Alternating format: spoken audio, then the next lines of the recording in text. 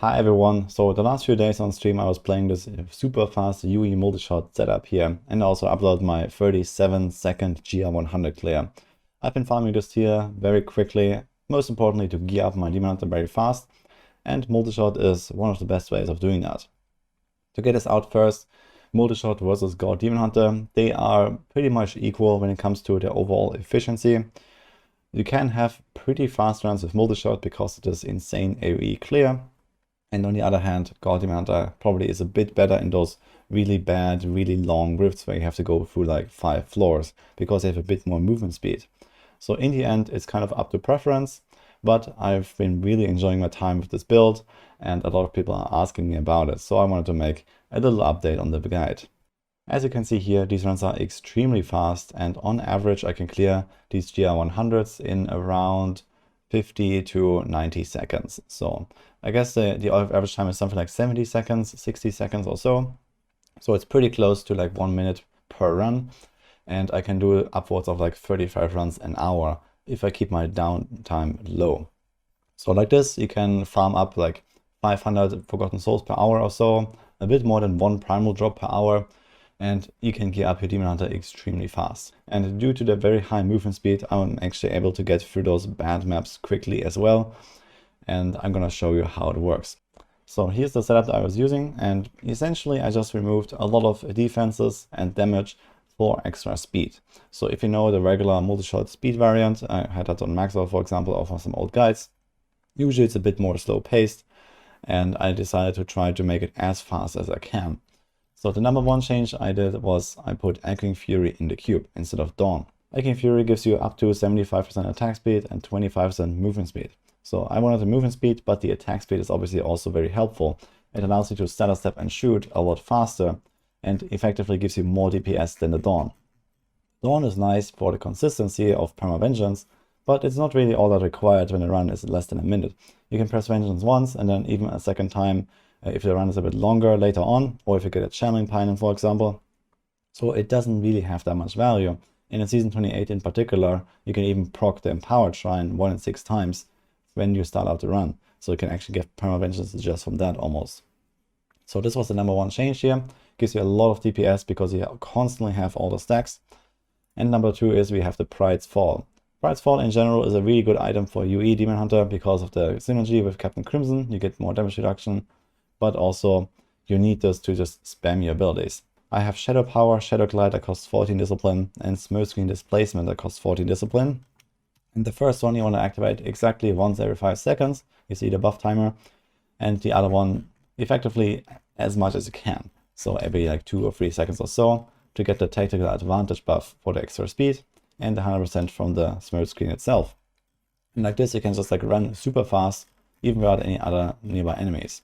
And you see with this extra resource cost reduction I have, my discipline is not really going down very much. So you can quite comfortably just run, shoot, and then keep walking like this and stutter step forward at all times and make sure that everything dies in front of you. If you ever have any resource issues whatsoever, you can replace Ambush passive with Blood Vengeance. This one gives you extra hated and discipline when you pick up globes. It's very useful because you essentially restore your entire bar like 2 or 3 times or so in a run and makes everything easier and smoother. I did have, for example, like a resource roll here. I have a resource roll here. So this helps a little bit and you can spam your abilities more. Or in the case of, if you don't want so much cooldown, you can also put a topaz in your helm. So you can play around with that a little bit until it feels comfortable for you. But in the end, you go very fast. These runs are very short, so you cannot actually spend all that much resources. You want to go at it here where you basically one-shot all of the trash and then elites die in like a second or so with Echoing Fury up. The way that I play this is that I have a force move on my mouse wheel. So you can see and hear my scroll now and you can see all these clicks. So you can basically just hold down right click and move forward like this. You don't have to do any like fancy stutter stepping, you know, walking sidewards or something like that. You have to keep in mind that the setup is also quite squishy because your vengeance is not always up. So you might not have this 50% damage reduction and you can get blasted, especially with 10 stacks of squirts. So something to keep in mind, you always want to make sure that you go on a difficulty where you don't fight anything really for more than a second. And make sure that you have a cheat death on your follower. Also, if you're not aware about the 6-piece bonus on Multishot, this actually works with your current discipline. So if you spend all your discipline all the time and you go down to like 50% or something, you will deal only half the damage. So you have to make sure that you keep it up. And for example, you see here now when I keep spamming and I don't have Blood Vengeance and I'm not picking up globes, my discipline does go down slowly. It's not really crazy, but you have to keep an eye on it, especially once you activate Shadow Power and Smirch Screen together. And then at roughly this point, you want to press Preparation to refill it. And then you should be already like halfway through the run, and you can just finish and maybe be a bit more mindful about not spamming your Smirch Screen that much in the later stages of the run. So that depends again on, for example, do you have a lot of resource cost reduction, or do you have the Blood Vengeance passive? With that passive, it should be no issue whatsoever. And all the other stuff is just like regular multi-shot items. We have the Yanks, of course. We have the Demon's Legacy. There's Focus on Restraint. Most of the time, you should actually run it here where trash monsters don't even need to focus. So I'm not even left-clicking all that much most of the time. I try to keep out the buff. So this has a 5 seconds timer, but it's also not really required on the tier that I'm doing.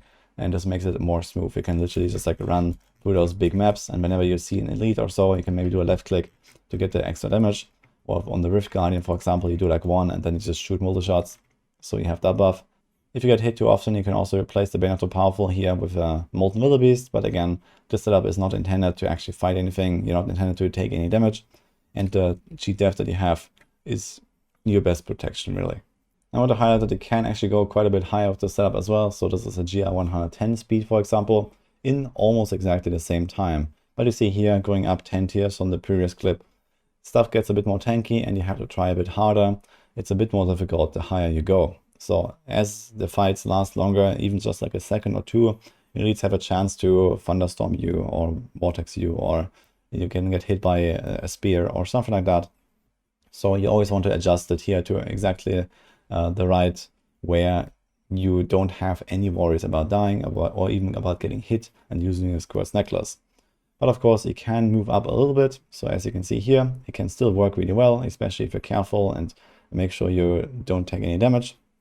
But it makes it harder and harder the higher you go. And in the end, this is not exactly the most effective setup for XP farm, but it is pretty close to the high DPS version.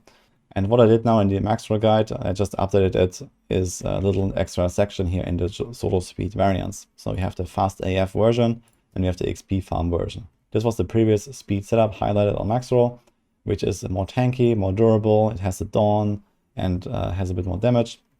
And here you go for like 2 to 3 minute runs, even higher tiers. And this is usually a bit better for XP. But if you want to really maximize your loot, you can do this setup that I just told you about. And you can gear up your Demon Hunter in no time. And I've been having a blast with this. At this point, I also want to highlight that you can play this build with an even more chill version, which is replacing the Focus and Restraint with a Stone of Jordan and a Zodiac Ring. So this allows you to get pretty much permanent vengeance back again without the Dawn, because of this very high attack speed you get from Echoing Fury. Every single multi-shot gives you a Zodiac proc, and you can get up to like 5 or 6 of them per second with really high attack speeds. So yeah, it will only take like 10 seconds to refresh your entire vengeance. And the Stone of Jordan in this build, while it's usually a kind of weak ring, is actually a bit better than usual because of the extra maximum discipline. So that stat alone with a perfect roll gives you something like 12% extra DPS. And it has okay stats of the elite damage and the elemental damage. So you can just slot those 2 rings in here and you don't have to worry about the evasive fire anymore. In that case, you can even drop the generator entirely and go with either the Wolf Companion or the Bat Companion. On the other hand, the setup makes you even more squishy because now you can't even activate Wraps of Clarity anymore. Unfortunately, there's not really any other bracelet to take that does a lot. The only real option here is like Kuni Prowlers in my opinion, so you can actually wear something like this and get an extra attack speed roll at least. And that's it for this video. Hope you enjoyed it. I wish you good luck in Season 28 with your Demon Hunter or whatever else you might be doing. And see you guys next time.